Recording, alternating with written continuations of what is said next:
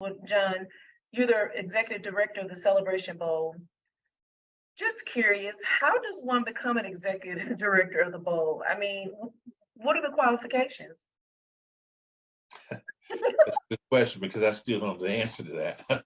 um, it wasn't really something that I was pursuing. I was um, chief executive for 100 Black Women of Atlanta, and we actually ran a game, the Atlanta Football Classic, that featured Florida A&M and Tennessee State. Okay. And when ESPN was looking to launch the bowl game in Atlanta, um, you know, they reached out to me through the commissioner at that time to have a meeting with them. Okay. And so the conversation sort of led to to an offer to join ESPN. And I initially was a little hesitant, but just simply because I was enjoying what I was doing. But I enjoy building things, and I saw this really as a great opportunity to build something institutional for historically Black colleges and universities, HBCUs, Okay. and to put to work at putting us in a space where we aren't as it relates to being with the other bowl games. And although the Celebration Bowl was sort of a legacy of the Heritage Bowl, which was a legacy of the Pelican Bowl, Okay. that it was our desire to make sure we were able to institutionalize this in a way that 50 years from now, 100 years from now, that that this game would be very, very viable and would certainly be functioning at a level beyond what anyone would imagine today. Absolutely. And so in 2015, that was the first year the Celebration Bowl was correct. Um, Correct. how how did, well, you said ESPN, so who pitched it to ESPN? Did ESPN come to somebody or someone actually pitched it to them? Dr. Dennis Thomas, who was the commissioner of the MEAC at that time, approached ESPN with the idea to get engaged with the bowl game. It wasn't called the Celebration Bowl at the time; it had no name, because Okay. the Heritage Bowl, which preceded that, had actually gone defunct. I think it was back in 1999, around that time, and so pitched the idea to ESPN, and it actually took 10 years after that for the MEAC chancellors and presidents to vote to approve giving up the automatic qualifier to go to the playoffs and Okay. actually go to the bowl game. So initially, again, it was his idea to pitch it to them. But as I tell people, there's a lot of great ideas out there that are in file cabinets and a lot, some in the trash heap. But because it takes three things to actually put something together. It takes an idea, Mhm. then it takes someone to finance it, then it takes someone to build it. So it's a three-phase. So certainly applaud Dr. Thomas for the idea. And I applaud, ESPN stepping up and saying, hey, we had to finance this. Mhm. And then, we were fortunate that we were able to come in with our team and actually build it. And so that's why we have what we have today. That's awesome. The first time that I actually came to the Celebration Bowl was in 2019, and she say sports was just taking off, and I was working with BJ Jones and Charles Bishop. They were showing me the ropes, and I was trying to get on Radio Row. I couldn't get there. Something was going on that they stopped it or whatever, but I was amazed at how it was just like, for us, I had never seen that before. And it was a beautiful thing. And you guys have done an amazing job, truly an amazing job. Thank you. Absolutely. So John, how does the Celebration Bowl continue to stay nimble in the era of television market share and ever-changing landscape? Simply put, how do fans define what is the growth of the Celebration Bowl? That's a very good question. I like to, I always begin with the end in mind Mhm. when I'm looking at anything. And the ultimate goal for us was to build the Super Bowl. to build our Super Bowl. Doc, you mentioned Lincoln and the streak they've been on. They're the winners of 8 consecutive games. So they have not lost in this calendar year. There's only one team that has a I knew they had one, consecutive it was a streak and it was 8, but I didn't realize they hadn't lost this calendar year. That's a nice touch. Yeah, but there's one team out there who has a streak slightly longer than that.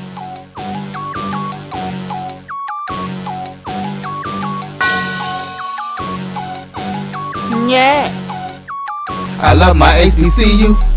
And boy, I love it, love it. I love it, love it. I love my HBCU. And man, I hope my team they won one. I hope my team they won one. Yeah, man.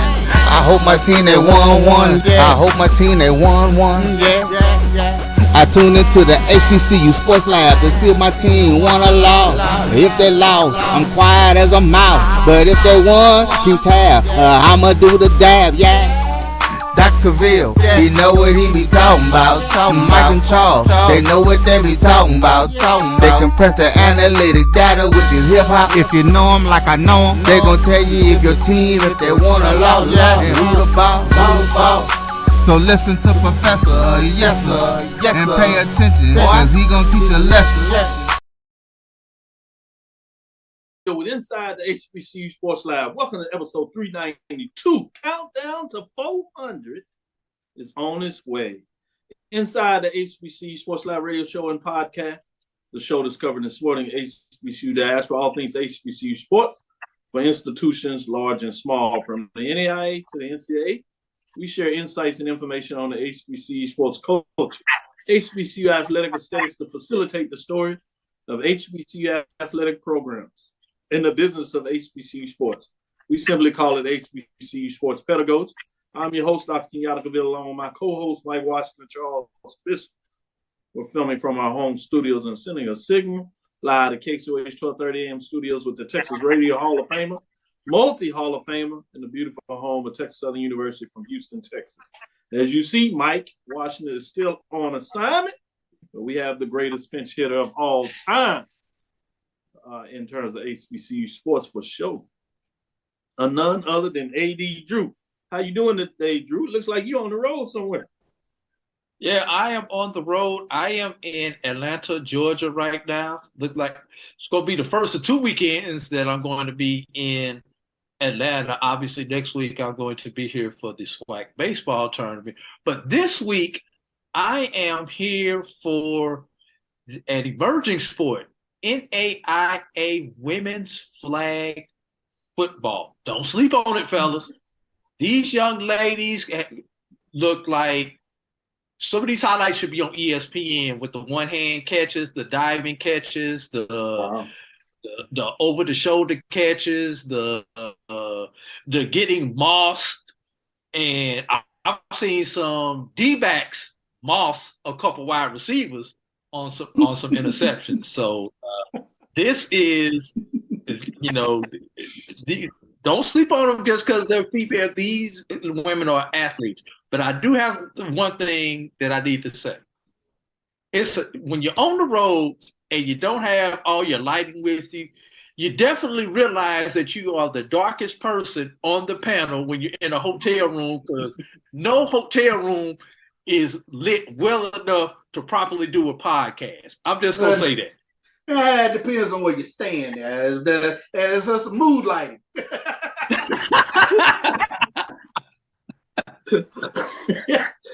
That's what happened when you got all that money, so you got the mood light. I'll tell you this. You certainly made it interesting for me to look at flag football. We talk about Boston and all these kind of shifting moves. I was like, all right, go ahead and play this. So you did your job. You made me think twice about flag football. With that being said, Charles, how you doing today? Since doing well. Those of us that are in the mood, like. Yeah, they're doing well. Got a chance to catch a little bit of Texas Southern baseball this afternoon and get back home in time enough for not only the show, but to start dinner. Happy wife, happy life. So. Oh, there it is. You a smart man. I see why you're getting it done in so many different ways. Got two words for you, Crock pot. then you won't have to worry about it. I got 2 better words: air fryer.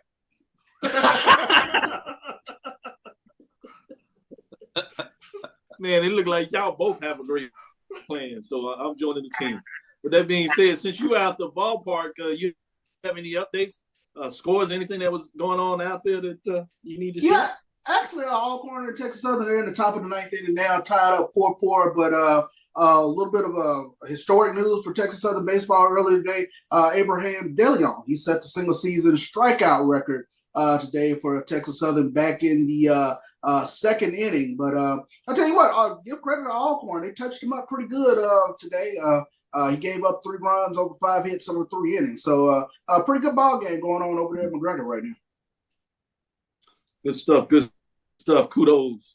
I remember last time we were on the show, he had tied the record of the weekend. So now he goes to the top of the list. That's pretty cool over the last 2 weeks. And then saw some footage out there on Instagram where the VP of Athletics, Dr. Kevin Granger, and the head coach, Michael Robinson, provided a gift, or awarded a good schematic of him coming off the hill and pitching to get those 100 strikeouts plus over the years. And now at 105 is my understanding for the pulling as he sits at the top. That's fascinating to see that take place. Good stuff there.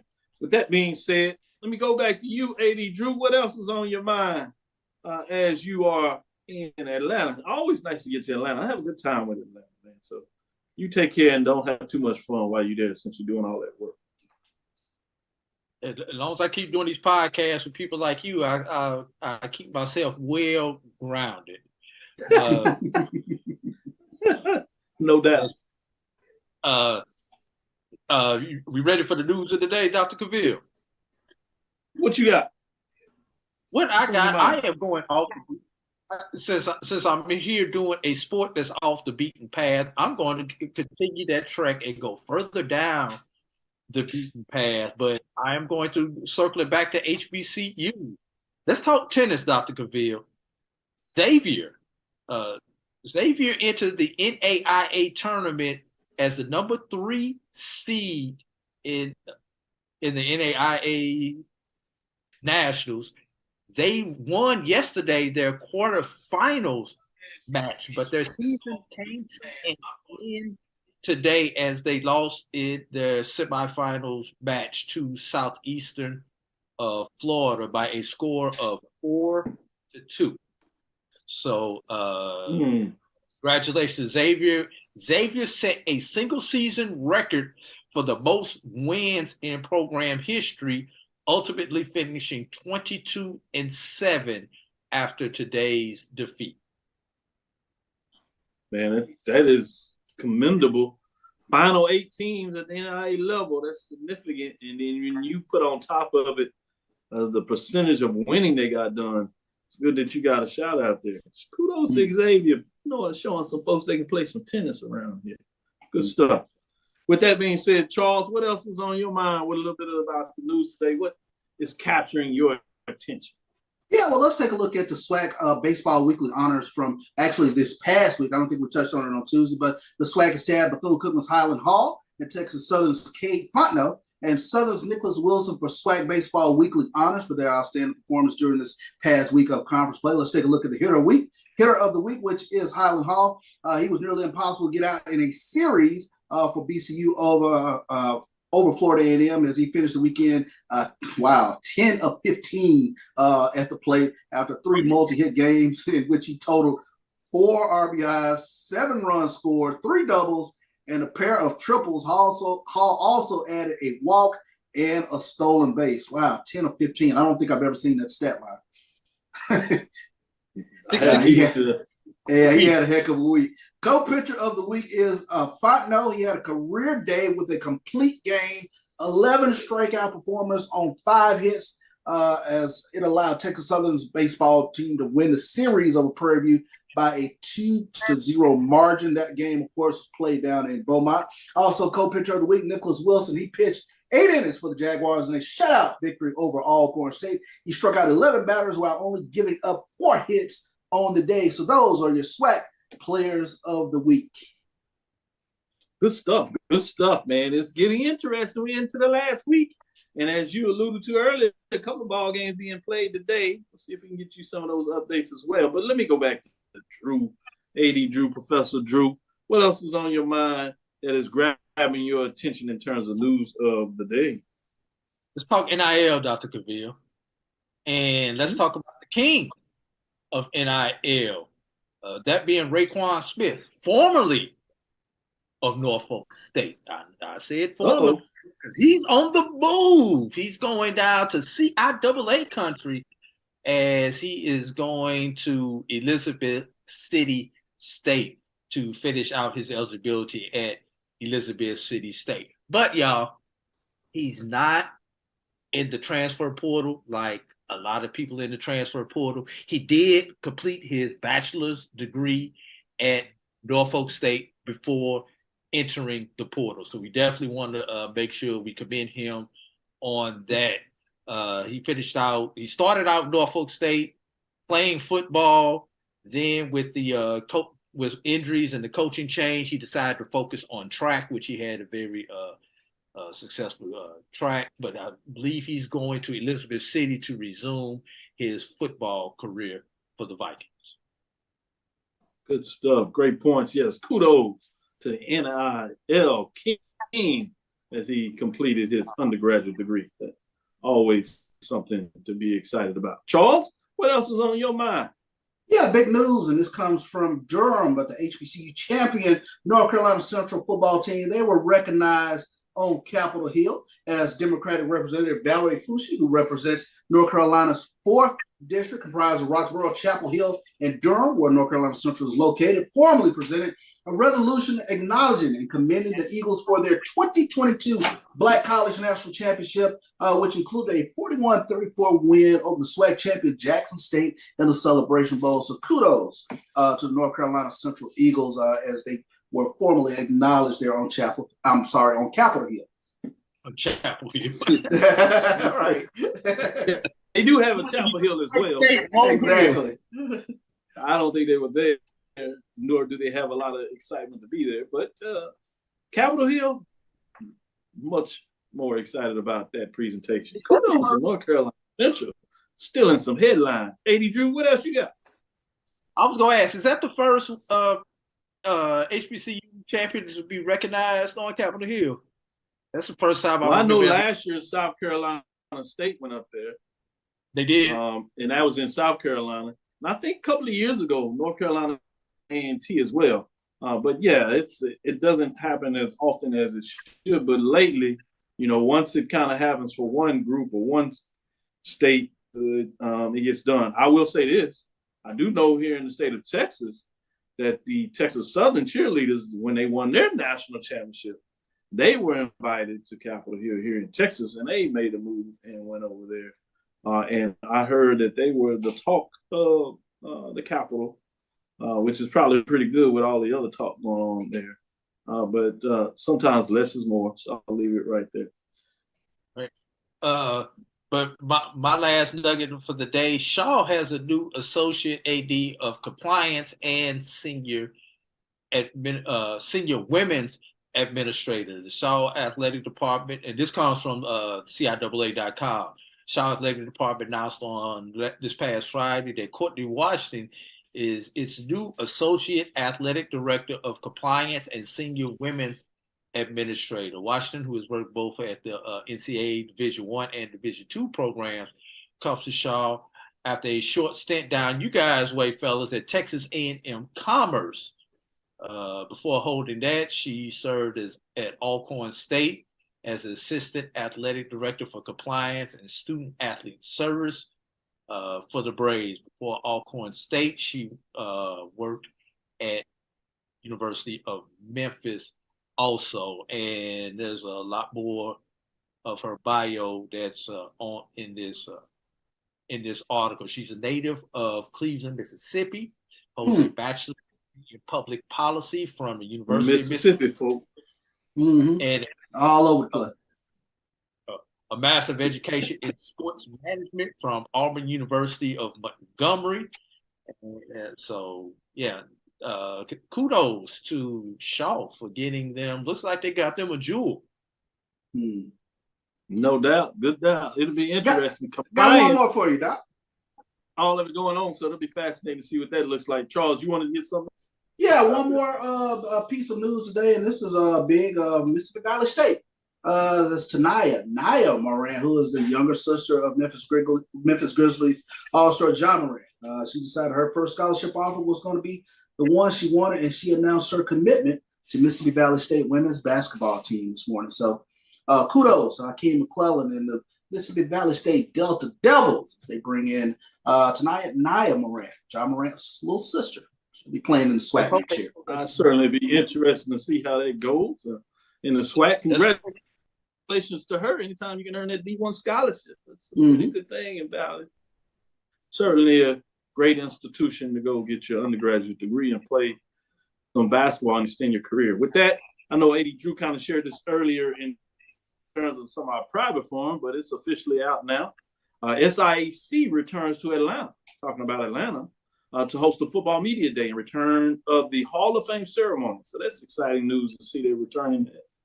SIAC will begin the 2023 football season with its annual football media day on Wednesday, July 12th at the College Football Hall of Fame. This year's event will be a precursor for the return of the SIAC Hall of Fame ceremony.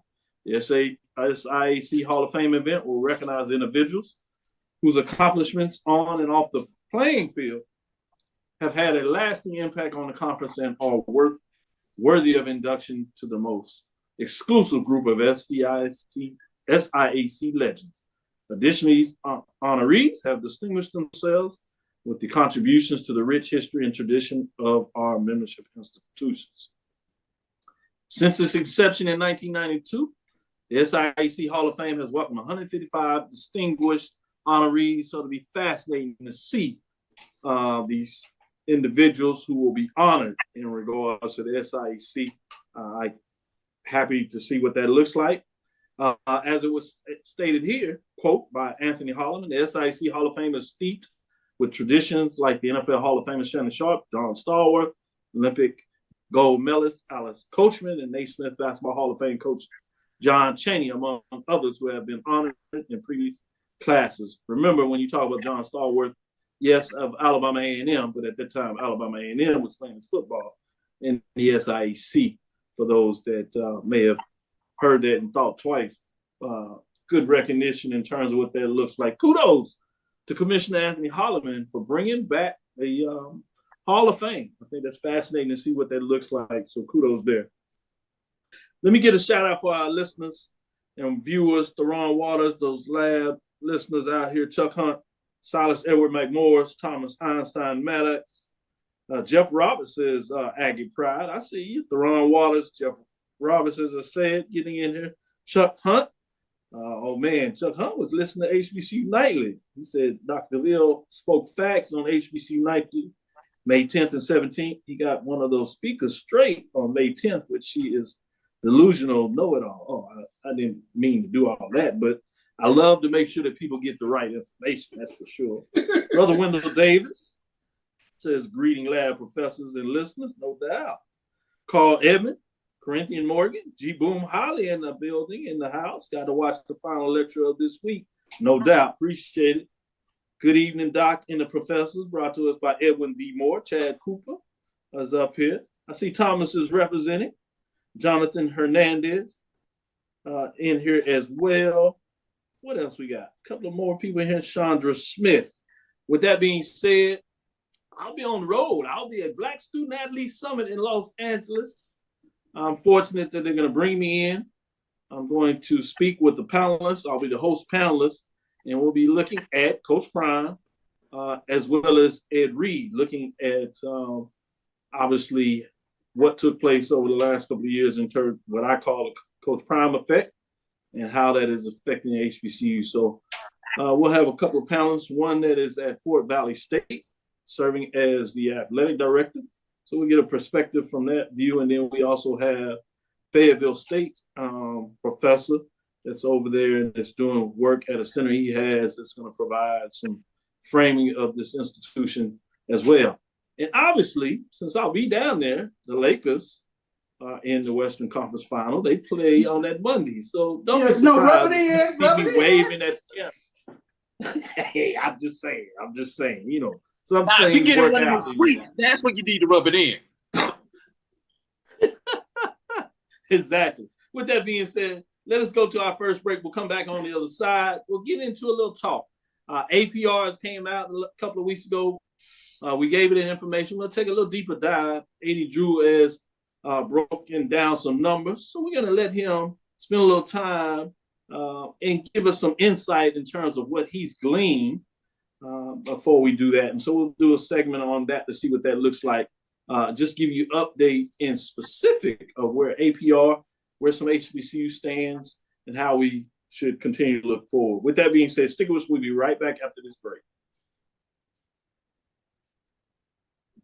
The Cavil Group is a Florida-based marketing and training consulting firm. We help businesses communicate to their target audience and engage them in conversation. We also help to expand their audiences, which will ultimately result in growth for those organizations.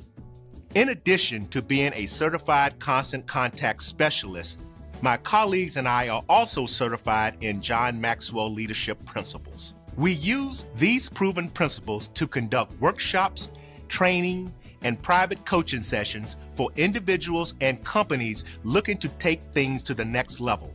Contact us to schedule a free consultation. Issues today, don't delay, call Cavil. Since 2002, Empowerment Resources, Inc., a nonprofit organization, has empowered more than 1,500 youth and adults in Duval and surrounding counties through its programs Journey into Womanhood, Girls Mentoring, Life Skills for Teens, and Parenting Education Coaching. To get involved with programs, volunteer, or donate, visit www.empowermentresourcesinc.org. Follow us on social media, facebook.com/empowerment.resources and instagram.com/empowermentjax. It's never too early to plant the seed, to share the tradition, and instill a sense of pride in your HBCU with your little ones. HBCU Pride and Joy Children's Boutique helps you share your school spirit with a wide selection of adorable kids apparel and accessories officially licensed from your favorite HBCU. Visit hbcupridejoy.com and follow us on all social media at HBCU Pride Joy on Facebook and Twitter. You're looking for the latest information on Southern University sports, the Southwestern Athletic Conference, and HBCU athletics. There's only one place to go. Tune in to the Carlos Brown Show, exclusively on the Black College Sports Network. Press the analytic data with your hip hop. If you know them like I know them, they gon' tell you if your team, if they want to loud, and who the ball. The human voice has always connected audiences with experiences. Major brands all across America have trusted Kever's voice time and time again. Conversational, powerhouse, intelligent, and sincere. That's the voice you need for your creative marketing process. KEAVERSVOICE.com. Kever's Voice, Kever's Voice, KeversVoice.com. Always on, all the time. Are you hungry for authentic Caribbean food? Like jerk chicken, oxtail, red snapper, shrimp, tofu, and rasta pasta? Well, find your way over to Mango's Caribbean Restaurant, 180 Auburn Avenue, right next to Royal Peacock in downtown Atlanta. Them belly full, but we hungry. Mango's Caribbean Restaurant, open daily from 11 a.m. to 10 p.m. And on Friday and Saturday, we're open till 4 a.m. Come to Mango's and put some spice in your life. So we've got a good thing going. Mango's Caribbean Restaurant, 180 Auburn. Press the analytic data with your hip hop. If you know them like I know them, they gon' tell you if your team, if they want to loud, and who the ball. So listen to Professor, yes sir, and pay attention, cause he gon' teach a lesson. HBCU Sports Lab with Professor Drew, Professor Bishop. We're going to pivot a little bit, as they say in the industry. We're going to come back and give you some APR in the third segment so we can really get you a good dive in that. But we want to get into this poll rankings as we start to close out things this last week as we talked about baseball. As SWAC are playing a set of their games for 3 days. They're playing starting Thursday. Usually they do a Friday, Saturday, Sunday. They're actually doing Thursday and Friday and Saturday. So maybe to get you a couple of scores in here if these scores start to trickle in a little bit. But as we say that, softball is in the tournament. We told you about those matchups with North Carolina Central winning the MEAC and with Prairie View winning the SWAC, back-to-back champions. I like to remind Charles at times. But with that being said, let's get into the softball. And as the BCSN, Brian and AD did those rankings, they're out. So I wanted to show a little love and make sure we get these rankings in. And I always like to see what Charles thinks about these poll rankings. You know, I do mine in the fall. You know, it's actually Charles and Mike, but Mike's not here. So I got to pick on you a little bit, Charles. I love to see your thoughts on these rankings because they're always intriguing in terms of whether you agree or you be like, maybe not so fast. Come on. With that being said, let me get in here a little bit with the top 5 programs here. Softball, as things come to a close, we got at number 5, Grambling State, 33-22-1. 18-11 in terms of the conference play. They came in with 53.2% at number 5. At number 4, you have North Carolina Central, 19-33. They won the MEAC, 16-18 in conference. They finished in the 3rd position. We're right there pushing for first, but had a tough last 2 weeks. And things kind of fell off. They were outside of the ranking, but I guess with the tournament run, they pushed them in the top 5 with 55.71. At number 3, you have Alabama State, 30-21, 18-9, 56.36 as they stay at number 3. Remember, they won the Eastern Division, but they went in the tournament were 2 in barbecue, as we like to say, meaning for those that are not used to that baseball, softball term, right? They lost their first 2 games. As they go into the loser bracket and can't get it going. Losing both times to Western Division teams, I might add. At number 2, Morgan State Bears, 24-21, 14-6. They do finish with a winning record. They have the regular season champion in the MEAC, 57.7. They finished in 2nd position. And at number 1, probably really shouldn't surprise most anybody that's kept up a little bit with softball. They're 28-18, 26-2, 73.55. They remain at number 1. I will say, just for your knowledge there, Charles, one of the teams looking from the outside was Bethune-Cookman at 19-31. They made a semi-run in the tournament. Tennessee State is the highest ranked softball program that's outside of the MEAC or SWAC, what we refer to as independent. They finished at 22-26-1, 13-13. First time in more than a decade that they actually made their OVC conference tournament. So kudos to them for that. But with that being said, Charles, what do you think about the poll rankings? You think it's about right? There's a team or two that you're like, scratching your head. I've seen a frown. I can't always tell you frown. Sometimes it's just that. The other times with me. I take a look at Prairie View, Morgan State, no issues. But I guess my question, AD, Doc, is how much weight do we put on our regular season? Or especially with regards to Alabama State winning the East. But that 2 in barbecue leaves that lasting impression. So is there a Western team in the SWAC that probably should have been moved up, namely Grambling?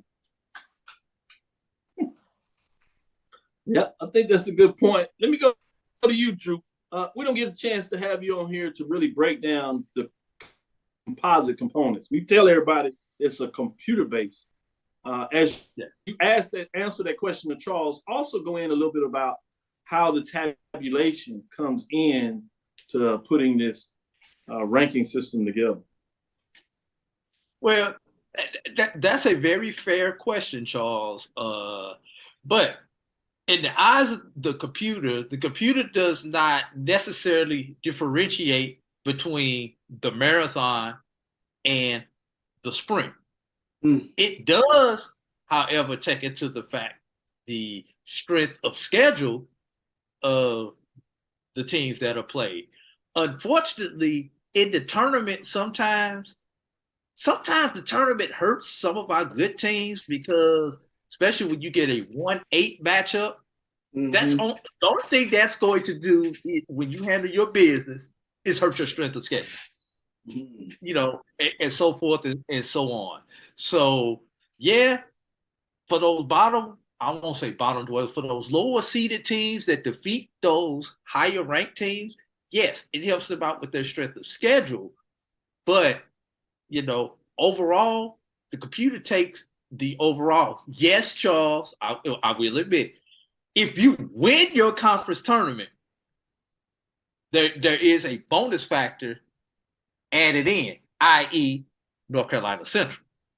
But outside winning the conference tournament, no, it's nothing extra just for getting there and winning a game or winning 2 games. I knew that artificial intelligence was going to catch us at some point. I knew it. AI. I knew it. AI, you knew it was going to get into HBCU sports at a time. You're absolutely right. Before we go to our second break, let's get in here and look at the mid-major, as we like to call it. I believe you call it the under D1 poll rankings, if you would. We're going to start with number 5 with the slide there. Get in and see who is the national champion as softball for the mid-major division has been cut up here. Let's go to the next slide there. Number 5, we look at Claflin at 32-12, 18-4 overall. Roy. Slide 3, Roy. Slide 3. We go into number 5. We have Claflin at 32-12, 18-4 in terms of their ranking. At number 4, you have Stillman, 36-17, 16-12. And as you see, Claflin has 52.08 points. And number 4, you have Claflin with 52.89 in terms of their ranking as they finish things off. Getting into number 3, Tuskegee. And I love these slides. This looks really good, Drew. You got some skill there with your design, not only with your poll rankings, but Tuskegee at 25-19, 18-6, 56.54 points in terms of what they got done this year. As we move into number 2, we go into CIAA country after we leave the SIAC. Number 2 is Bowie State. The Bulldogs are 35-14, 18-3, 60.2 total points. So you start to see a little bit of separation, moving out of the 50-point segments all the way up to 60. Bulldogs out of CIAA are at number 2. So who is number 1? If you've been paying attention, you know who number 1 ultimately is. It is number 1 is the Edward Waters, 43 wins on the season, 43-7, 23-3 in the conference play, 65.43. I think this is one of the poll rankings that's a little easier for most of us to agree with, if not all of us. At the end of the day, BCSN proudly announces 2023 non-Division I national champion, as we like to say, mid-major, is Edward Waters University. They get it done. Kudos.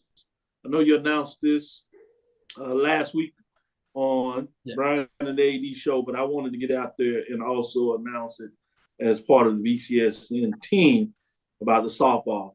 With that being said, since it was previously announced, we'll go straight into our second break. We'll come back on the other side, and then we'll give you some APR updates and provide you with the highs of the highs and maybe some lows of the lows. Stick with us. We'll be right back after this second break. Are you hungry for authentic Caribbean food like jerk chicken, oxtail, red snapper, shrimp, tofu, and rasta pasta? Well, find your way over to Mango's Caribbean Restaurant, 180 Auburn Avenue, right next to Royal Peacock in downtown Atlanta. Them belly full, but we hungry. Mango's Caribbean Restaurant, open daily from 11 a.m. to 10 p.m. And on Friday and Saturday, we're open till 4 a.m. Come to Mango's and put some spice in your life. So we've got a good thing going. Mango's Caribbean Restaurant, 180 Auburn Avenue, right next to Royal Peacock in downtown Atlanta. For more info or directions, call 404-698-3992 or log on to mangoscaribbeanrestaurant.com. For instant coupons, text MANGOS to 313131. Tell your mama hungry, papa hungry, brother hungry. Mango's Caribbean Restaurant. Authentic Caribbean cuisines. Open up the door. Tell your mama hungry. T. Madden and Associates is a sophisticated and experienced law firm located in your neighborhood. We're turning injury to cash. T. Madden and Associates obtained almost $2 million for my injury. They turned my injury to cash. Now, we can't guarantee how much your injury is worth, but we've recovered millions for our clients. Call T. Madden and Associates at 833-PAID-123. That's 833-PAID-123. This is Ryan Fulford. AD Drew and I are co-hosts of the BCSN Sports Wrap. We talk about all things related to HBCU athletics. From the games, teams, coaches, and fan interest stories, we cover it all. You can find our shows on Facebook at BCSN Sports Wrap, YouTube at MyJBN Online, and everywhere you listen to podcasts like Anchor, Spotify, Google, and Apple Podcasts. You can also find the show on the Jericho Broadcast Network's app. Make sure to download. We look forward to you joining the conversation and being a part of the show. Nope. Compress the analytic data with the hip hop. If you know them like I know them, they gon' tell you if your team, if they wanna law, and who the ball. So listen to Professor, yes sir, and pay attention, cause he gon' teach a lesson. This is Dr. Bill inside the HBC Sports Lab with Professor Bishop, Professor Drew. With that being said, I want to get into a little bit of this APR. I know a lot of folks talk about the concerns of the APR, and because we are fascinated with football and it gets us excited, rightfully so, a lot of our attention goes to football, and at times we see both those programs that are doing really well in football, or at least meeting the mark, and those that are not, and those that may be right on the border. We'll touch a little bit about this, but I wanted to go in a different direction. I want to focus on those programs that are getting it right, particularly those programs, HBCU-wise, that are having multiple years of getting it right. When I say right, I'm talking about those A+, those perfect scores. So with that, if you would, AD Drew, start us off and talk about what did you notice in terms of those schools that were able to get perfect scores, particularly multi-year APR perfect scores. When I say multi-year perfect scores, that means you can either look at APR 1 year, where you take the data from that 1 year and you look at what a school has done with the APR in terms of their scores for that first year. As most of y'all are aware of now, APR calculation actually is a 4-year rolling measure. And so you need to precede the year that you get your APR and look back 4 years. So that's where we talk about these multi-year APRs. But what I wanted Drew to specifically look at is some of these multi-year APRs that are batting what we would call 1,000 since we're in baseball and softball season. With that, Drew, go ahead and take it away. If you take a look at the women's, the men's programs with multi-year APR, very, very short list, Dr. Cavil. And for multi-year APR, need everybody know what the qualifications are. That means the last 4 academic years of record, you scored 8,000, all 4 years. That's a perfect multi-score APR. And we've got one BAC school, one SWAC school, and one independent school on the men's side. Coppin State, men's tennis, Florida A&M, men's golf, and North Carolina A&T with men's golf. Quickly flipping over to the women's sports. If you look at the multi-year APR, you notice we've got a lot more schools on the women's list, Dr. Cavil. Who was that? Carlos, who said it a couple of Saturdays ago when he was in class. He always sat by the girls and not because they were pretty, Because they were smarter. Well, Carlos, Well, that's what he said. We got data points. The man is married now, but I'm not sure if I believe that as he put out there talking about he sat by him. He called himself too as he said that as he got in there. Be like, oh yeah, I sat by them because they were smart. I'm like, okay, Carlos, good try. Go ahead, Drew. I just had to put that. Mike Watson, Carlos, I got your data point for you right here. Look at how many women's programs on the APR. Here's your data point right here. As Yeah, you see, need to help him. You need to help him. Yeah, as we've got over a dozen programs on this list. The one interesting thing I noticed when I look at this list, though, Dr. Cavil, most of these sports are outdoor sports for some reason. I mean, you see Hampton with women's volleyball, Jackson State with women's volleyball and women's bowling, North Carolina A&T with women's bowling, but everything else is outdoor sport. Cross country, tennis, golf. I mean, what is it about the women in the outside that make them study more? I don't know. Somebody need to do a study on it and find out. Great data point. I see you. I see you purging and really looking detailed for the numbers. Yeah, definitely. The sport with the most APRs at 1,000 for this past year was women's bowling, who had 1, 2, 3, 4, 5, 6, 7, 8, 9, 10, 11 programs with with 1,000 APRs for the year. That would be slide 9, Roy, if you would, please.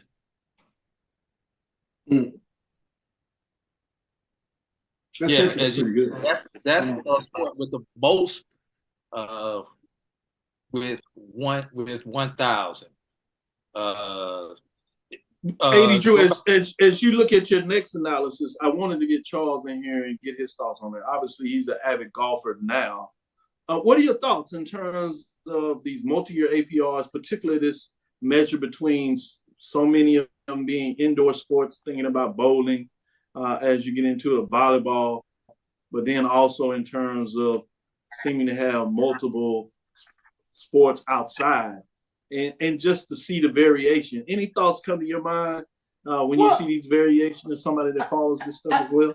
Actually, we were joking about it, but I'm really curious in terms of what is it about those sports in particular when you take a look at bowling or golf or I don't know, the caliber of athlete recruited. I'm sorry, say that again, Eddie? Tennis was another big one that had a lot of 1,000. You know what? And what was running through my mind is what was the secret to the sauce with regards to those particular sports where you had multi-year high marks in regards to APR. It would be, and what was running through my mind is like, wow, wouldn't it be great to harness whatever those particular athletes are doing with regards to their studies and you sprinkle it across the board. But I was just curious, what was it about, those particular sports, because they're all Division I athletes. But it was those particular sports in particular that jumped out in terms of multi-year. That's a heck of a feat, heck of an accomplishment. Those are things that I think about as well. Another one I'm always curious that you really don't get from this perspective is like, what were the major of the students? And I know that's a area that needs to be handled sensitively, if you would. Obviously, when you talk about majors, people go to major what they would like in often cases, what their interests are, or what type of career paths you would believe they want to do, which is important. But as we know, all majors are not necessarily created equal. And so from that perspective, I'm always curious of what this delineation may look like when you break it down major specific. With that being said, I don't necessarily want us to explore that now, but I wanted to kind of put that on the table. What is your next area that you found interesting when you're looking at your APR data, Drew? Slide 14, Roy. That would be the schools that fell below the 930 just for this past year. And the sport that we all love, track and field. And look at how many teams we have in track and field, and you would wonder in a sport with track and field, which is only ran on track only happens on Saturdays at the collegiate level.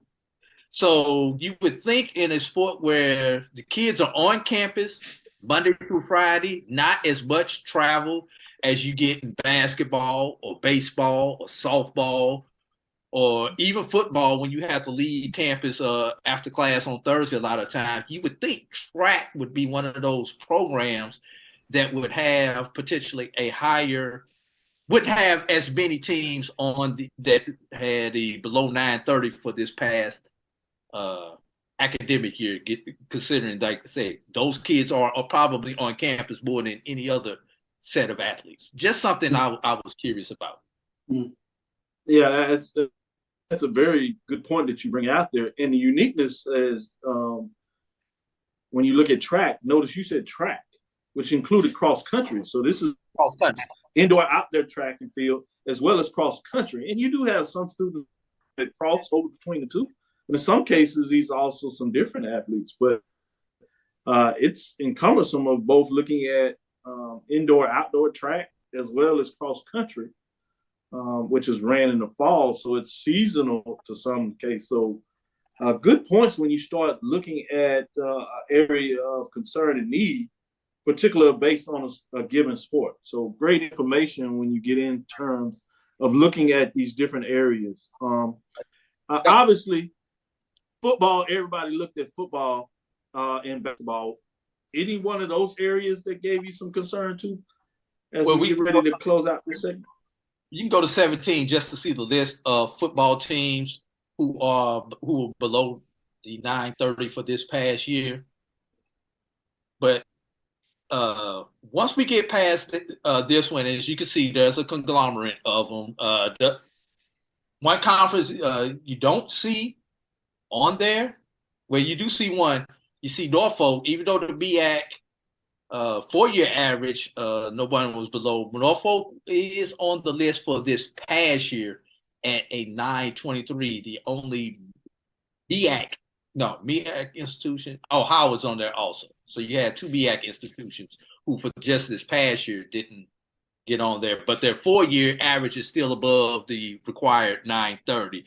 That's why you see them on some of the other lists that we saw.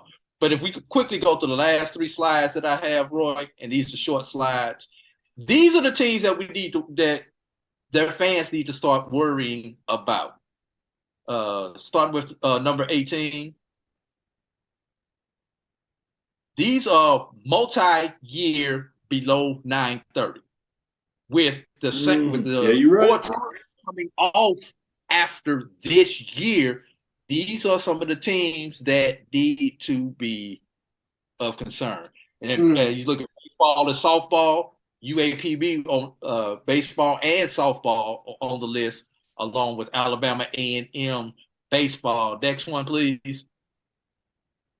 Basketball. What's concerning about that is oftentimes you see this delineation when there's a coaching change. You see that a little bit for Alabama A&M in baseball, but for Pine Bluff in terms of baseball, it's been the same coach. Now, coach was out and sick, so we may have that have played a role. But again, as you said, this is multi-year. Go on to the next one. Go back one, Roy. These are round ball teams that are multi-year below 930. Mississippi Valley for both men's and women's. Valley for both men's and women. Yeah, Valley is the concerning one. That's IO. Yeah. And finally, football. The big one. The big one. Say that one for last. These are the ones there with, unfortunately, my Florida A&M Rattlers being down at the bottom of the list, where we know Ron DeSantis is like to do some stuff with education in the state of Florida. You know, for some reason he thinks that he's the governor of the state of Mississippi. No offense, Charles, but you know, traditionally Mississippi has been been one of the high school education has ranked towards the bottom. Hey, I was in Alabama. The only school that was worse than Alabama, Alabama was right down there with them. But Florida's trying to come down there to the bottom of the barrel with both Bethune and both of y'all. Alabama people will say that. As long as we have Mississippi, we'll never hold on. I raised money in the Alabama education system. I know Alabama education system is not. Yeah, well, man. Hey, we would accept it, Charles. Charles, you can do what the rest of Mississippi does. Since they like to pull Jackson State out of it, you can claim Jackson State is different from the rest of Mississippi since they won't. I always say that, there's a different sort of arrogance with Jackson State. So. Go ahead. No, that's all I was saying. Bethune, Florida A&M, and Mississippi Valley State were the three institutions below 900. Not only are they below the 930 threshold, but they bring it up the rear below 900. Let's see.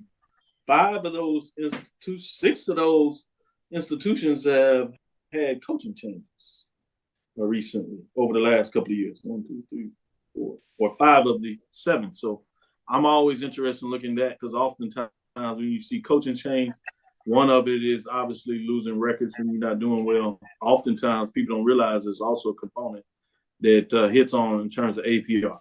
Great work there, AD Drew. I'm glad you shared it with us and brought it to the table. Hopefully it gave our listeners and viewers a little more in-depth breakdown of APR in terms of what they've already heard, but specifically a little more gleaning in terms of looking at the multi-year faceted and doing the juxtapose to those that are doing really well and those that need some improvement. With that, let's get into our last break. We'll come back on the other side, close out on a little final weekend of baseball. We'll give you a quick update in terms of what we refer to as the mid-major under D1 in terms of those rankings, and then we'll get some final thoughts with Charles and Drew of what they see taking place this weekend before we hit the road next weekend and get into the SWAC baseball tournament to kind of close up the academic athletic year, I should say, as academic year is closed with graduations. With that being said, stick with us. We'll be right back after this last break. Nope. Come on, him? Ooh, I like him.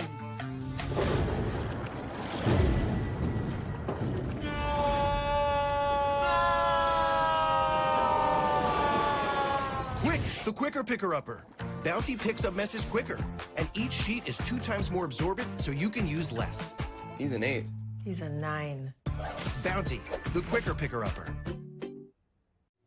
Now, you can live in Texas and not have a good red meat blend. Texas Cowboy Dust is designed for steak and other red meats. It's out to be my most popular spice blend, made with onions, peppers, ground mushrooms, pink salt, and other spices. Texas Cowboy Dust also goes great with chicken, pork, vegetables, and adds a restaurant quality sheen to gravies and sauces.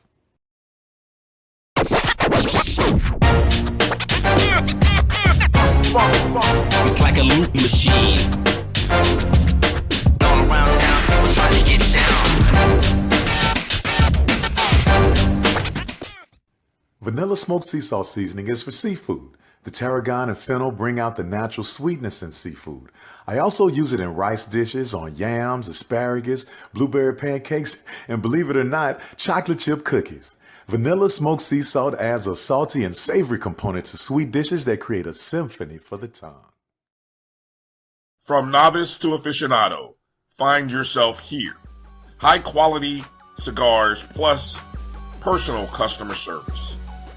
Slow Burn is Waco's only mobile cigar lounge, featuring a meticulous, curated collection of premium cigars. Visit our website, www.slowburnwaco.com. That's www.slowburnwaco.com. The Cavil Group is a Florida-based marketing and training consulting firm. We help businesses communicate to their target audience and engage them in conversation. We also help to expand their audiences, which will ultimately result in growth for those organizations. In addition to being a certified constant contact specialist, My colleagues and I are also certified in John Maxwell Leadership Principles. We use these proven principles to conduct workshops, training, and private coaching sessions for individuals and companies looking to take things to the next level. Contact us to schedule a free consultation. Issues today, don't delay, call Cavil. Press the analytic data with your hip hop. If you know them like I know them, they gon' tell you if your team, if they wanna love, and who the ball. So listen to Professor, yes sir, and pay attention, cause he gon' teach a lesson. This is Dr. Mills inside the HBCU Sports Lab with Mike Washington, Charles Bishop. Mike Washington is out on assignment, so we have none other than AD Drew. During the break, we had Charles get into his HBCU marching sport summer band camp as he was getting it done, a little bit practicing his skills. Make sure we get him out there and let the world know. I saw you, Charles. Closet band head. Oh, yeah, closet band head. I see you. They say we all are. With that being said, let's get into our mid-major poll ranking the under D1. This is finalized, so I did want to share this and get this information out. Then we'll sneak back in with a couple of updates that Charles can provide us. With that being said, at number 5, we have Florida Memorial 22-24, 8 and 15, 37.59 points. They close out the season to jump into the 5th spot after winning the Black College World Series this past weekend. At number 4, as we continue to dig, we have West Virginia State. 28-12, 22-12, 42.49. Shout out to the Yellow Jackets as they are in number 4. At number 3, moving back into the NIA region from the Division II, is none other than Talladega, 28-18-1, 16-8, 48.70. They should be announcing that they're going to move, start their move officially from NAIA to the NCAA Division II. So another program starting to make that move. Obviously, a destination a lot of folks may think about is the SIAC. We'll see what that means as we see NIA programs adding baseball programs. They're also losing some HBCU programs, not stopping baseball, thankfully, but moving from NAIA to Division II. With that being said, at number 2, Savannah State, 33-14, 29-9, 51.4. This is always intriguing because a great season for Savannah State, but because of number 1, they probably didn't quite get the recognition that they probably should have got in terms of how good a season they had as they finished second in terms of the conference race, getting into the number 2 seed.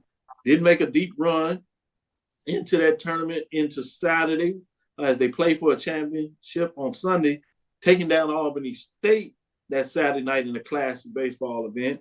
But then they went into the College World Series because they extended their arms. They were 2 in barbecue in that event, really probably not getting a chance to show their skills in terms of what they had did all year long. With that being said, number 1, Albany State. Man, you're talking about a great season. Amazing seeing these 30-win seasons. They culminate theirs just outside of 40. Couldn't quite get there. 38-11, 32-4, 62.24. Just looking at closing out a special season. But with all that being said, 20-23, non-Division I national champions. They do win the regular season at SIC. Come just a game short. Some people would say an inning or out short of winning the SIAC tournament, but particularly winning the Black College World Series. So much done there. But closing out the season as the BCSN 2023 non-Division I national champions. With that being said, I want to go to you, Charles, before we get into some of this Division I baseball talk. I know you have some updates. Go ahead, if you would. Some quick updates. Mississippi Valley State, they knocked off Alabama A&M today 5-3. Alcorn, they used 9 pitchers, Dr. Ville, to knock off Texas Southern in game 1 as they go extra innings and get the win 5-4 over Texas Southern. Jackson State, Bethune-Cookman, they are in the bottom of the 2nd inning. Bethune-Cookman jumps out early with a 4-0 lead on Jackson State. And it looks like Florida A&M and Alabama State looks like it is a rain out as that game is coming across is canceled. And waiting on word from Prairie View and Grambling in terms of what's going on with the PV and Grambling game. According to the SWAC website, I see them with a final there. Grambling gets it done over Prairie View 6-3, winning that first matchup there. So I can give you a little update on that side. As you said, it looks like there's some rain that probably caused a rain out in terms of what that looked like in terms of that FAMU Alabama State. So it's fascinating to see what goes on there. See if we got any update over there in terms of Baton Rouge with Pine Bluff and Southern. No updates in terms of what I've seen out there. So with that being said, there we go. Refresh. As you get into this week and things of this nature going on. Drew, what are your thoughts kind of coming into this final week? What do you like to see teams do in regards to trying to finish up strong as they start to set themselves up for this tournament, which should be fascinating in Atlanta? Quick, before I say that, want to go back to our Division II champion, sure. Albany State. 5 of their 11 losses were by 1 run. Wow, Charles, you were shaking your head earlier. I know you really gonna be like, wow. Another one by 3 runs. So a great season and no trophies. 11 losses were winnable games, close games. But they got the regular season. They got the regular season trophy. Yeah, they got the mile race. But according don't to take AP, all the trophies. I mean, regular season and tournament. Yeah, you want that tournament love. No, but getting into this, Doc, what I would like to see for this weekend, I got to put it out there. I just want to see the games. I want to see everybody play their game. You know, hopefully weather does not become a factor this weekend, and with that weather becoming a factor, we'll flip a seed one way or the other. I don't want to see a matchup get flipped because of rain over this weekend. So let's hope Florida A&M and Alabama State can make up that game from yesterday, either tomorrow or Saturday, and no one else gets to rain out, especially at the end of the week, and teams wind up being forced to play on Sunday, which may possibly affect pitching in that first round on Wednesday. May not necessarily affect the starter because your number one probably would have already thrown, but it could wind up affecting the bullpen and availability on Wednesday and possibly Thursday if games have to be made up and played on Sunday. So that's what I want to see. I want to see everyone have the opportunity to finish where they deserve to finish. Well said. Great job. Charles, what are your thoughts in terms of what do you want to see out of this last weekend?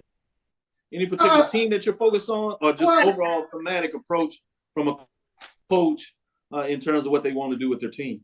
Yeah, I think AB touched on it. I'm curious in terms of will teams go deep into the bullpen in terms of trying to get their bullpen arms, some throws in this weekend, or whatever the case might be. Like you said, I think the ace is all pretty much through today, so they should be nice and fresh for the tournament next Wednesday. But just curious as to if teams go deep into the bullpen. Of course, I mentioned it Alcorn. They went with 9 pitchers today. Now they're not.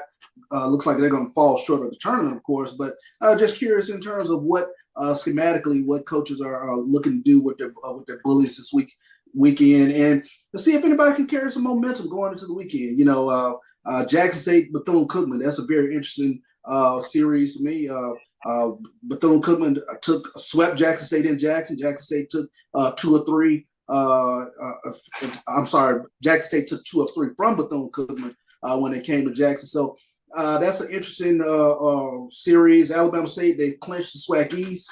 It'll be interesting to see what Florida A&M can do against Alabama State.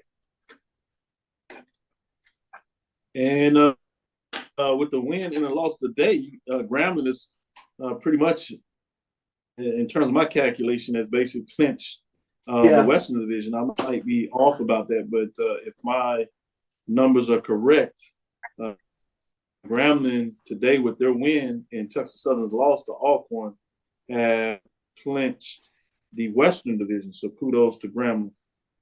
Not official there, but we get in there, Charles. And you know how Southern has that closer stretch kick. I want to see if they get some momentum going into the tournament because they seem to always rise up in the tournament.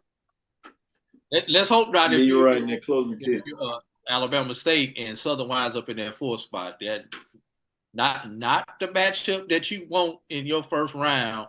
If you are the number one to have to play the Jaguars in the first round of the tournament. You don't want to see the cardiac Jaguars. You just don't want to see it. I agree with you. That's just fascinating to see if that happens in terms of what we're referencing in the baseball tournament. For those that may not really keep up with the seedings, the number one team in the East plays the number 4 team in the West, just like the number 1 team in the West plays the number 4 team in the East. And you switch over similarly for 2 and 3 seeds. So the 2 seed in the East will play the 3 seed in the West. The 2 seed in the West will play the 3 seed in the East.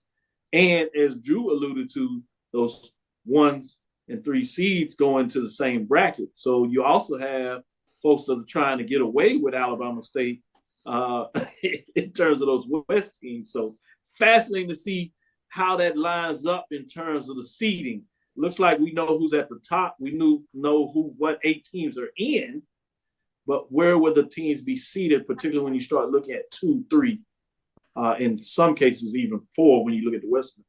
So as Drew said, first thing fascinating, make sure they can get the games in. As Charles said, fascinating to see what are those matchups going to be based on how teams get out of here. Obviously looking at the arms in case people have to make up a game on Sunday. We'll see how far that will go and how challenging that may do to the rosters as we get into the tournament. I'm excited, as you can see. I'll have Deuce down there with me and hopefully get a chance to catch up with yourself, Drew, since you'll be in town. My understanding, Charles, you're trying to get in there, so we'll see if we can bring you a show live. If not, we might have a crew coming in here on Thursday to give you an update and get it done. So keep us updated. We'll keep up with us, and we'll keep you updated. Like I said, I'll be on the road. I'll be in Los Angeles, but I plan to be able to give you a show there to rub it in a little bit with Charles as he looks on as I get to rub. Wait, you gonna come from Crypto Arena? Really? Yeah. Hey, why not? Why not? I was gonna say the Staples, but I forgot to change it.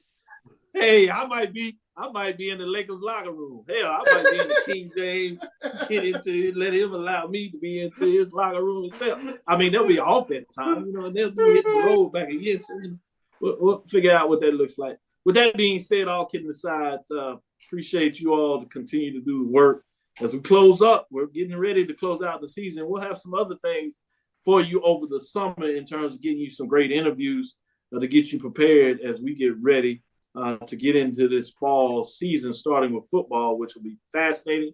And obviously, when you look at the SIC, SWAC, CIAA, MEAC in terms of those football media days, where things get in earnest in July. Thank you for listening to Inside the HBCU Sports Lab. Make sure you share our podcast with your friends and colleagues. I am Dr. Kenyatta, the Dean of HBCU Sports, coming from inside the lab in the College of HBCU Sports with Mike Washington, Charles Bishop, 80 Drew. Be safe there. Make sure you get it in. And call me so I can get some updates in terms of flag football to see who comes out of there as a champion in terms of who's getting mossed and who's giving somebody a little side-eye now.